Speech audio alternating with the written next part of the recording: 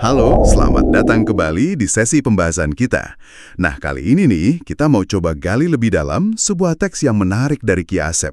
Judulnya, Hakikat Jati Diri dan Makna Hidup Sunda. Betul, sumber yang kaya pemikiran ya. Iya, isinya itu kutipan-kutipan yang ngajak kita mikir ulang. Di mana sih pandangan Sunda soal makna hidup, soal nemuin diri kita yang sejati? Jadi, ya tujuan kita sekarang ini mau nelusuri bareng Anda nih, esensinya apa sih? Siap, mari kita bedah bersama. Nah, teks ini langsung dibuka dengan kalimat yang, wah menurut saya sih mendasar banget ya. Gini bunyinya, hirup teh lain ukur ngaliwat, tapi kudu dihirupan ku rasa, ku jiwa, ku eling kana jati diri. Dalam ya? Iya kan?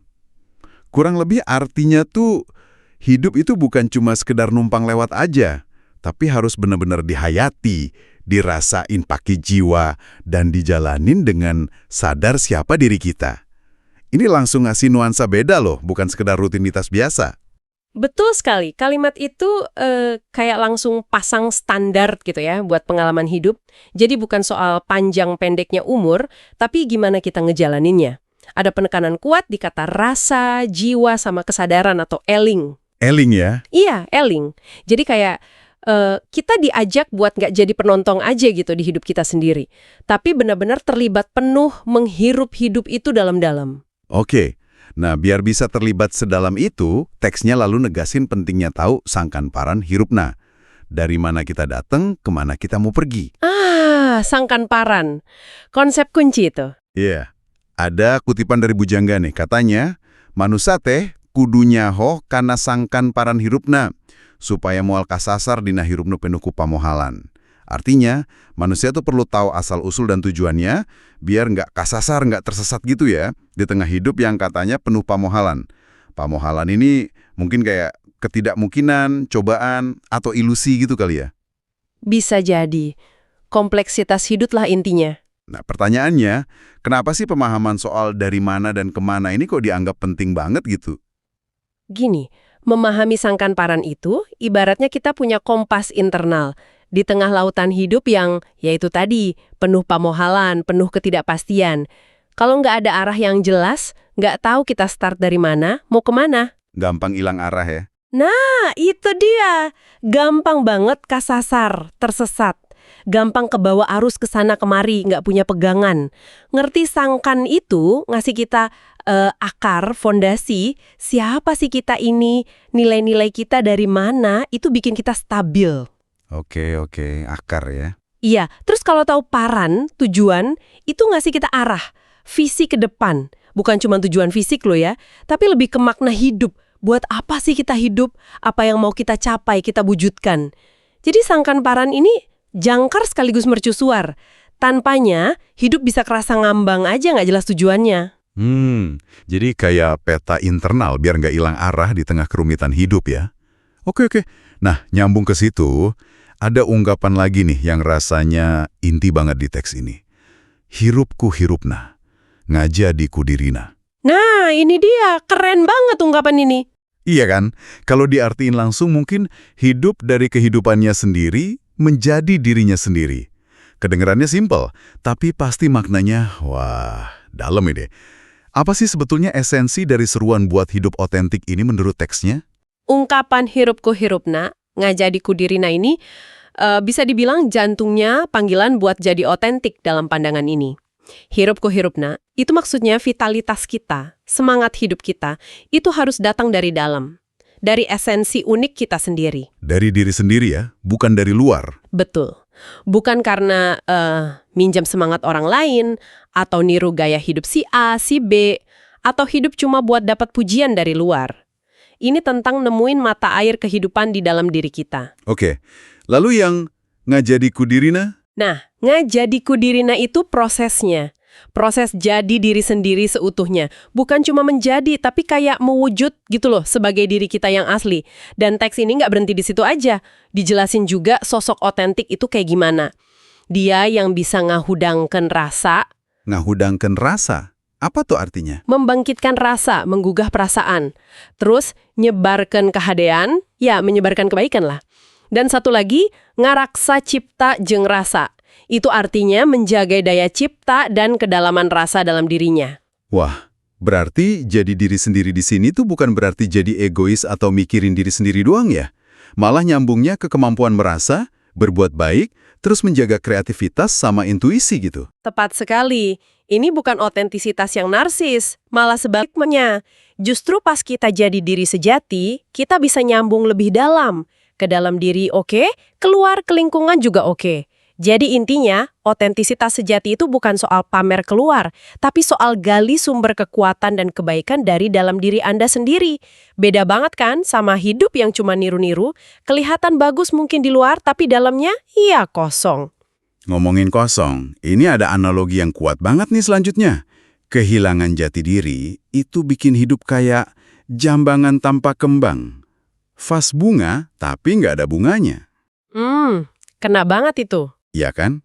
Ada wadahnya, bentuknya ada.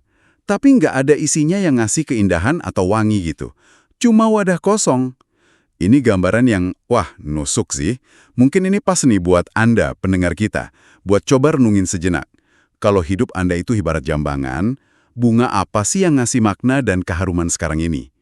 Apa yang bikin hidup Anda kerasa berisi?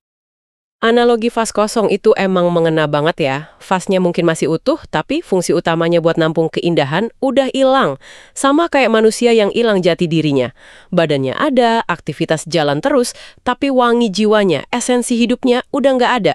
Hidupnya ya jadi sekedar wadah kosong aja. Terus gimana dong biar nggak kosong gitu? Biar nggak hampa gitu, teks ini ngajak kita buat titenan deui jalan hirup ieu. Coba perhatiin lagi. Amati lagi jalan hidup yang lagi kita jalani sekarang.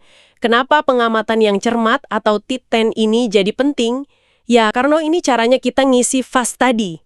Oh, jadi ngamatin hidup kita sendiri ya? Iya, tanpa sadar, tanpa perhatiin tiap langkah, unggal lampah, sama tiap kata unggal kecap, hidup kita tuh resikonya jadi lalakon kosong. Kayak drama atau cerita hidup tapi nggak ada maknanya, hampa. Jadi, titen atau kesadaran dalam tindakan dan ucapan sehari-hari, itu cara aktif biar hidup kita nggak kosong gitu ya? Betul, dengan titen kita jadi bawa niat, bawa makna ke momen-momen kecil, kita jadi sadar, tindakan kita ini sejalan nggak ya sama nilai-nilai kita? Ucapan kita ini ngebangun atau malah ngerusak? Nah, kalau hidup dijalanin pakai kesadaran kayak gini, kata teks ini, hidup kita berubah jadi pupujian kehirupan nu ngandung harti. Pujian kehidupan, apa tuh artinya? Semacam ode gitu ya, pujian bagi kehidupan yang penuh arti. Bukan lagi cerita kosong, tiap momen jadi kesempatan buat menghayati, bukan cuma ngelewatin. Nah, ini transformasi dari sekedar ada, jadi benar-benar hidup. Menarik. Gimana kesadaran di saat ini tuh jadi kunci transformasi dari hampa jadi bermakna? Ini nyambung ke metafora berikutnya nih, yang juga, wah, provokatif ini. Soal nerima diri. Ulah hayang jadi gunung, lamun takdir urang teh lemah subur. Iya, jangan pengen jadi gunung kalau takdir kita itu tanah subur. Iya kan? Ini kayak nantang ambisi kita yang mungkin nggak sesuai sama kodrat kita ya. Tapi gimana kita bisa mahamin pesan penerimaan diri ini, tapi tanpa jadi pasrah yang pasif gitu? Nggak ngapa-ngapain dong nantar. Nah, ini pertanyaan bagus. Metafora gunung sama tanah subur ini emang ngomongin penerimaan diri yang dalam. Tapi ya itu, bukan berarti pasrah bongkokan. Gunung itu kan kelihatannya megah ya, nonjol. Mungkin simbol pencapaian yang hebat di mata orang. Banyak dari kita mungkin pengen banget jadi gunung. Tapi teks ini nanya, gimana kalau potensi sejati Anda itu bukan jadi sesuatu yang tinggi keras kayak batu, tapi justru kayak tanah subur, datar, lembut, tapi justru penuh potensi kehidupan. Tanah subur ya? Pohon bisa tumbuh, buah bisa ngehasil, buah bisa dihasilkan, kehidupan bisa lumangsung kalawan keindahan, kehidupan bisa jalan dengan indah. Tanah subur tuh sumber kehidupan, tempat benih numbuh, tempat makhluk hidup berkembang.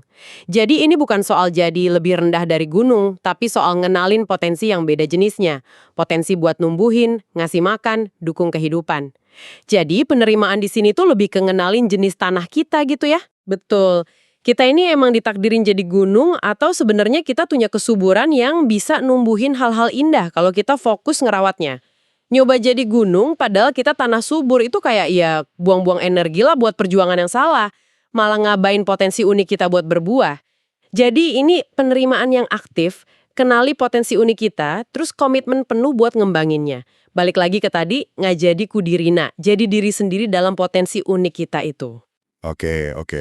Jadi fokusnya kenali dan maksimalin kesuburan unik kita, bukan malah iri sama ketinggian orang lain yang mungkin emang bukan buat kita. Ini cukup melegakan loh sebenarnya. Nah, biar bisa jadi tanah subur yang otentik ini, teksnya nyebutin ada kualitas batin yang perlu dipupuk. Hati yang bening atau jernih, uning hatena, sama pikiran yang luas atau lapang, jembar pikiranana. Gimana nih kaitan dua kualitas ini sama proses jadi diri sejati dan subur tadi? Kaitannya penting banget. Wening hatena, hati yang jernih. Itu artinya bersih dari niat jelek, prasangka, iri dengki, atau emosi negatif lain yang nutupin pandangan. Hati jernih bikin kita bisa lihat diri sendiri dan orang lain lebih tulus, tanpa distorsi ego.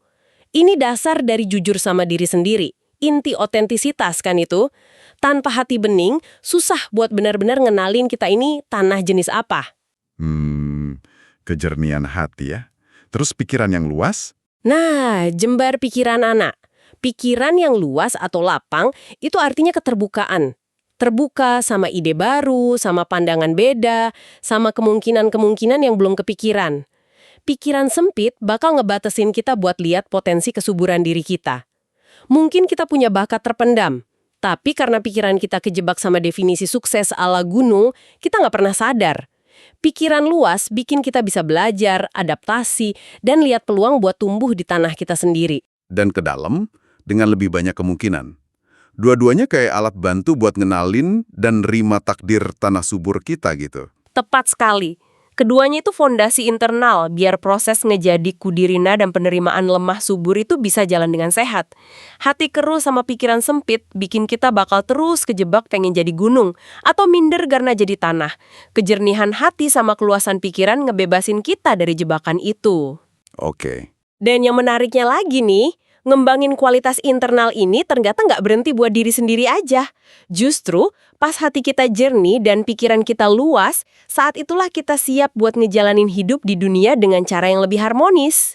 Teks ini nyimpulin kalau diri yang sejati, yang punya wening hatena sama jembar pikirana nih, bakal ngalalana di alam dunia kalayan silih asih, silih asah, cing silih asuh. Silih asuh, silih asah, silih asuh. Artinya apa tuh? Artinya, dia bakal ngejalanin hidup di dunia ini dengan landasan semangat saling mengasihi, silih asih, saling mengasah ngajarin, ngebenerin, mempertajam potensi, silih asah, dan saling mengasuh, ngerawat, ngelindungin, ngejaga, silih asuh. Wah, ini penting banget. Jadi, nemuin jati diri yang otentik itu ujung-ujungnya bukan jadi sendirian atau individualis, tapi malah ngelahirin hubungan yang positif sama orang lain. Saling peduli, saling dukung buat tumbuh bareng gitu ya. Persis. Ini visi yang holistik banget ya. Jadi, diri sejati, ya, nggak jadi kudirina, nerima kodrat unik kita, lemah subur, mupuk hati jernih, wening hatena, sama pikiran luas, jembar pikiran nana. Semuanya itu muaranya ke kemampuan kita buat hidup bareng dalam masyarakat pakai prinsip silih asih, silih asah, silih asuh. Otentisitas individu jadi pupuk buat kesuburan komunal. Jadi pupuk ya? Iya. Penemuan diri nggak bikin kita egois, malah bikin kita lebih bisa kontribusi positif dan bermakna buat lingkungan sekitar. Kita jadi tanah subur yang nggak cuma numbuhin pohon buat diri sendiri, tapi juga ngasih manfaat buat kehidupan di sekelilingnya. Baik. Coba kita rangkum sedikit ya perjalanan kita nelusuri teks Ki Asep ini. Jadi, kearifan Sunda di dalamnya ini ngajak kita buat nggak sekedar lewat aja dalam hidup, tapi benar-benar menghayati, pakai rasa, jiwa, dan kesadaran. Terus, penting buat paham sangkan paran, asal, dan tujuan kita, biar kayak punya kompas, nggak tersesat. Lalu, ada panggilan kuat buat otentik. Hirup kuhirupnya, ngajadi kudirina. Hidup dari sumber dalam diri kita, jadi diri sejati. Kita juga diajak buat nerima kodrat unik kita. Ingat metafora tanah subur lawan gunung tadi. Fokus ngembangin potensi yang kita punya. Betul. Fokus pada kesuburan. Kuncinya ada di mupuk hati yang jernih, wening hatena, sama pikiran yang lapang, jembar pikiran ana. Dan akhirnya, semua penemuan diri ini nggak egois, tapi justru bawa kita ke kehidupan sosial yang harmonis, yang dilandasi semangat silih asih, silih asah, silih asuh. Wah, benar-benar pandangan hidup yang kaya dan nyambung semua ya. Anda nyimpulinnya bagus banget. Integrasi antara paham diri, terima diri, kembangin kualitas batin, sama kontribusi sosial, itu benang merahnya. Nah, sebagai penutup nih ya, kita balik lagi sedikit ke metafora tanah subur dan gunung tadi. Buat bahan renungan Anda bawa pulang, Oke, gimana tuh? ini kan nyaranin kita jangan maksa jadi gunung kalau kodrat kita tanah subur. Pertanyaannya sekarang buat Anda, gimana caranya Anda bisa mulai lebih ngenalin dan ngehargain kesuburan unik dalam diri Anda hari ini? Mungkin ada kualitas, peran, atau potensi dalam diri Anda yang selama ini Anda anggap biasa aja kayak tanah. Padahal disitulah kekuatan terbesar Anda buat numbuhin sesuatu yang berarti. Daripada terus-terusan bandingin diri sama gunung-gunung di sekitar Anda, gimana kalau hari ini Anda mulai fokus nyiramin dan ngerawat tanah subur di dalam diri Anda sendiri?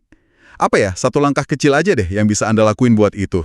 Sebuah pertanyaan reflektif yang dalam banget ya buat kita semua. Terima kasih banyak udah nemenin kami dalam penelusuran pemikiran Sunda soal makna hidup dan jati diri ini. Semoga obrolan kita kali ini ngasih Anda percikan inspirasi atau sudut pandang baru lah ya. Semoga bermanfaat. Sampai ketemu lagi di sesi pembahasan kita berikutnya. Hirup ku huripna ngajadi ku dirina. Hirup teh lain ukur ngaliwat, tapi kudu dihirupan ku rasa, ku jiwa, ku eling kana jati diri. Saur para pujangga, manusia teh kudu nyaho kana sangkan paran hirupna, supaya moal kasasar dina hirup nu pinuh ku pamohalan. Hirup ku hirupna ngajadi ku dirina, kecap eta nyumputkeun kabengharan harti. Hartina ulah hirup pikeun nyontok batur, tapi hirup pikeun nguningakeun saha urang sabenerna. Saha anu ngahudangkeun rasa, anu nyebarkeun kahadean, nu ngarasa cipta jeung rasa dina diri. Lamun urang leungit kana jati diri, hirup jadi kosong, sigah jambangan tanpa kembang. Aya wangunan tapi teu aya harumna. Kukituna kudu urang titenan deui jalan hirup ieu, supaya unggal lampah, unggal kecap henteu mung jadi lalakon kosong, tapi jadi pupujieun kahirupan nu ngandung harti. Keun hirup teh ulah hayang jadi gunung lamun takdir urang teh lemah subur. Sabab dina lemah, tangkal bisa tumuwuh, buah bisa ngahasil, jeung kahirupan bisa lumangsung kalawan keaendahan. Ku eta hirup ku hirupna ngajadi ku dirina, jadi diri anu wening hatena jembar pamikiranana. Ngalalana di alam dunia kalayan silih asih, silih asah, jeung silih asuh.